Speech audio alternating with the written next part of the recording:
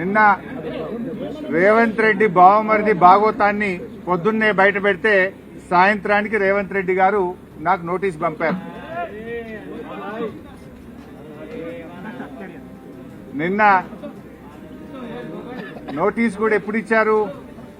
నిన్న రాత్రి దాదాపు 9 గంటల సమయంలో మా ఇంటి దగ్గర మా మెయిడ్కు నోటీస్ ఇచ్చి వెళ్లారు.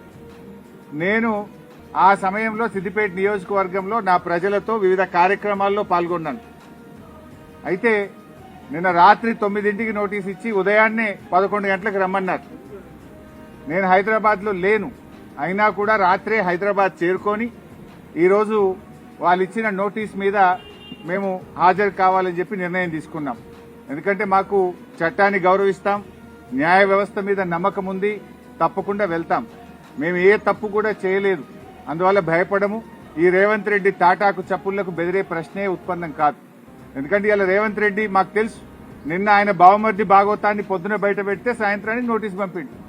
ఆ భాగవతం మీద కనీసం ఒక్క మంత్రి గాని ప్రభుత్వం నుంచి స్పందన కూడా లేదు. ఎందుకంటే మేము అన్ని ఆధారాలతో నిజాలు బయట పెట్టినాం కనుకనే ఆ సమాధానం లేక డైవర్షన్ టాక్టిక్స్ కోసం ఈ నోటీస్ పంపిండని అర్థమైతా ఉంది.